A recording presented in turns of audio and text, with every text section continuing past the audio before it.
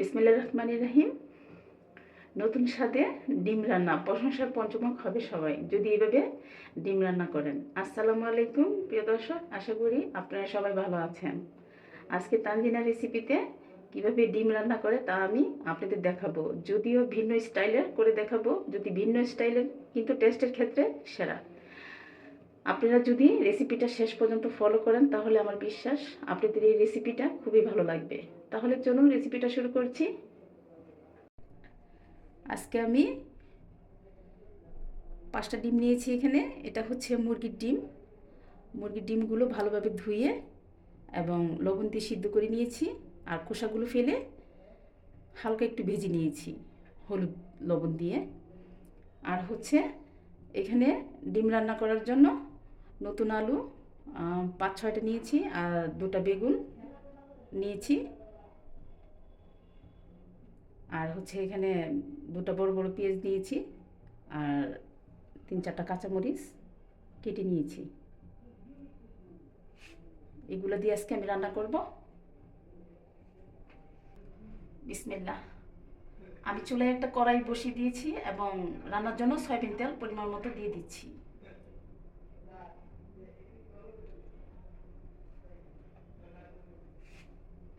তেলটা গরম না হওয়া পর্যন্ত অপেক্ষা করতে হবে। পেঁয়াজ কুচানো দিয়ে দিচ্ছি।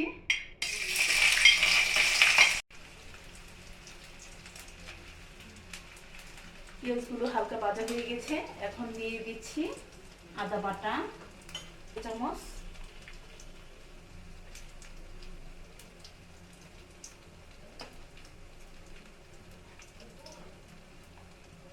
রসুন বাটা 1/2 চা চামচ, 1 চামচ পেঁয়াজ বাটা দিয়ে দিচ্ছি।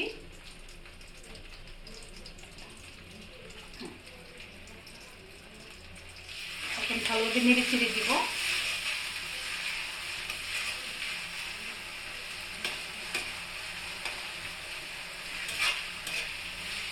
যেন আদা রসুনের গন্ধটা চলে যায়। 1/2 চা চামচ দিয়ে দিচ্ছি হলুদের গুঁড়া,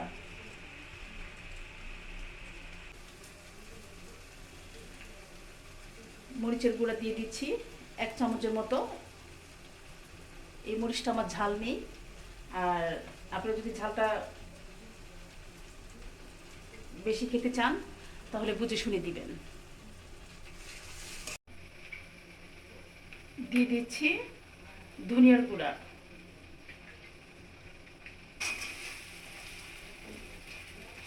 এখন শুকনা মশলাগুলো যেন পুড়ে না যায় একটু পানি দিয়ে দিব।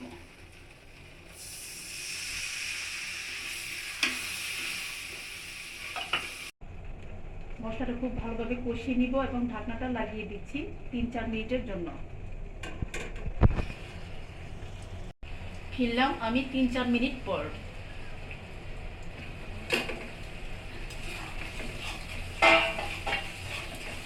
দেখুন মশলাটা কত চেঞ্জ হয়ে গেছে। তারপর হচ্ছে সবজিগুলো দিয়ে দিব।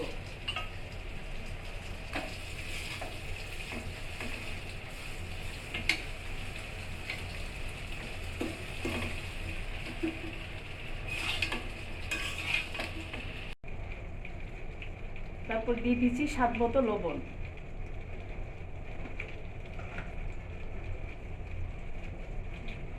এখন ভালোভাবে নেড়ে চেড়ে দিব।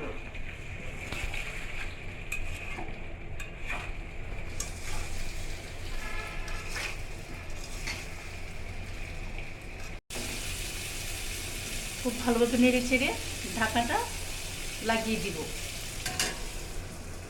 1-2 মিনিটের জন্য। আর চুলার তাপটা মাঝামাঝি হাইয়ে রাখবো যেন আমার তরকারিটা না পুড়ে। ফিরলাম আবার 2 মিনিট পরে, ঢাকনাটা উঠিয়ে এখন নেড়ে চেড়ে দিব।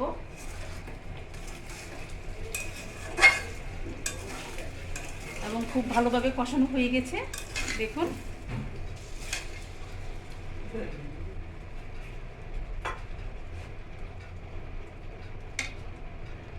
এখন পরিমাণ মতো পানি দিয়ে দিব।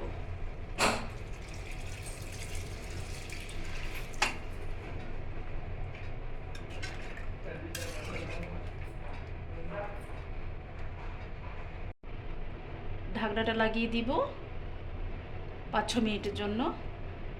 বিসমিল্লাহ। 5-6 মিনিট পরে আবার ফিরে আসলাম। এখন ঢাকনাটা উঠিয়ে নিব।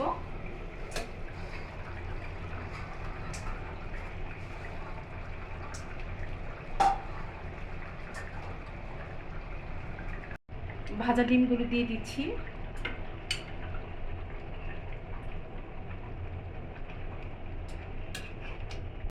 ভাজা জিরার গুঁড়া দিয়ে দিচ্ছি 1/2 চা চামচ।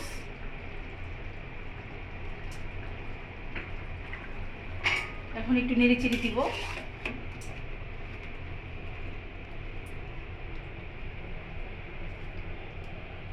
কিছু কাঁচামরিচ উপর দিয়ে ছড়িয়ে দিচ্ছি।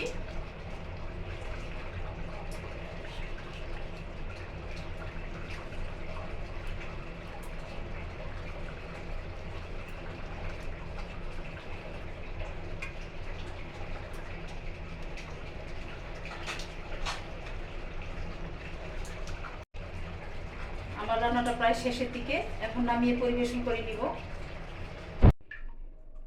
দেখতেই বুঝতে পারছেন আমার রেসিপিটা কতটা টেস্টিফুল হবে। আশা করব অনেক ভালো লাগবে এই ডিমের রেসিপিটা। আর ভালো লাগলে আমার সার্থকতা। যদি একটু হলেও ভালো লেগে থাকে তাহলে রিকোয়েস্ট করব লাইক, শেয়ার এবং কমেন্ট করার জন্য। আমার চ্যানেলে নতুন হয়ে থাকলে রিকোয়েস্ট করব চ্যানেলটাকে সাবস্ক্রাইব করার জন্য। তো আজকে এই পর্যন্ত, আবার নতুন কোনো রেসিপি নিয়ে আপনাদের সামনে আসবো। সুস্থ থাকবেন, ভালো থাকবেন, নিরাপদ থাকবেন। খুদা হাফেজ।